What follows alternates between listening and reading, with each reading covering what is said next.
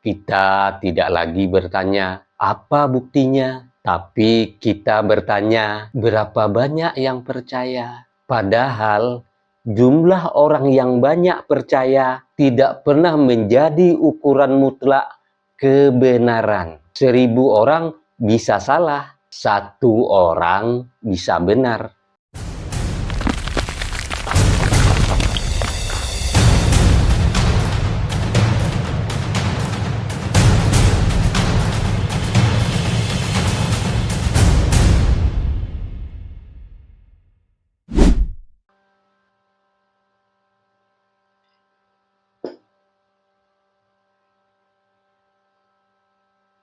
Zaman sekarang, punya data dan bukti itu percuma jika kita tidak viral. Sekarang, kita berada di masa di mana katanya punya kasta lebih tinggi daripada faktanya. Kalau ada satu kebohongan diulang 1000 kali oleh akun yang bercentang biru, selama kebohongan itu otomatis naik pangkat menjadi kebenaran baru. Lucunya, kita semua hobi menjadi hakim digital. Belum tahu ujung pangkal masalahnya, jempol sudah sibuk mengetik vonis di komentar. Dan begitu fakta aslinya keluar dan ternyata berbeda, kita tinggal pura-pura lupa atau pindah ke kasus viral lainnya. Kita tidak lagi mencari apa yang benar, kita hanya mencari apa yang seru untuk diributkan. Sebentar lagi saya kupas. Bismillahirrahmanirrahim.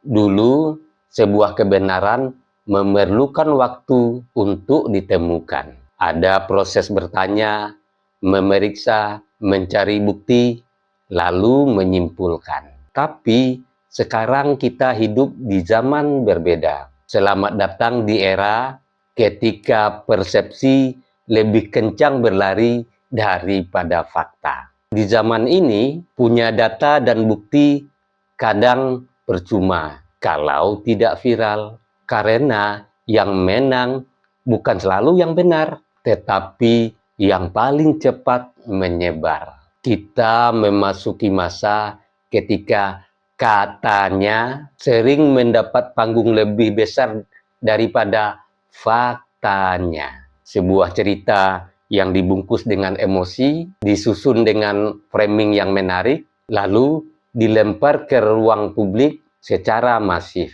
bisa membuat orang percaya sebelum sempat bertanya, benarkah ini? Dan yang lebih menarik, manusia modern mempunyai kebiasaan unik. Kita sering merasa menjadi pencari kebenaran, padahal kita kadang hanya mencari pembenaran.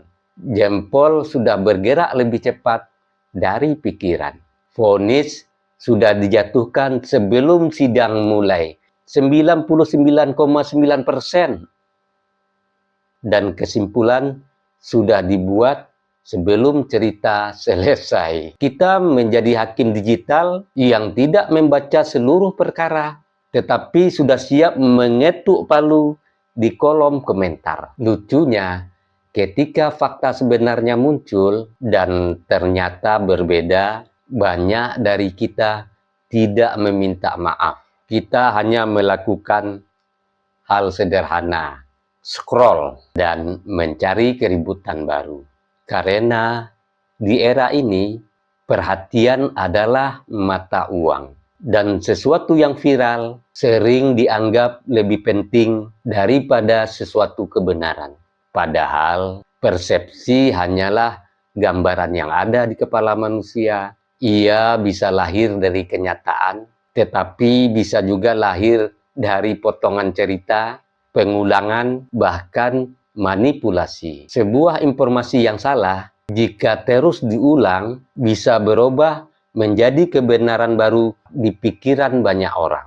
Bukan karena ia benar, tetapi karena ia sering didengar. Inilah bahayanya ketika manusia menyerahkan pikirannya ke arus informasi. Kita tidak lagi bertanya, apa buktinya? Tapi kita bertanya, berapa banyak yang percaya? Padahal jumlah orang yang banyak percaya tidak pernah menjadi ukuran mutlak kebenaran. 1000 orang bisa salah, 1 orang bisa benar. Maka mungkin tantangan terbesar manusia pada hari ini bukanlah mencari informasi, karena informasi sudah terlalu banyak.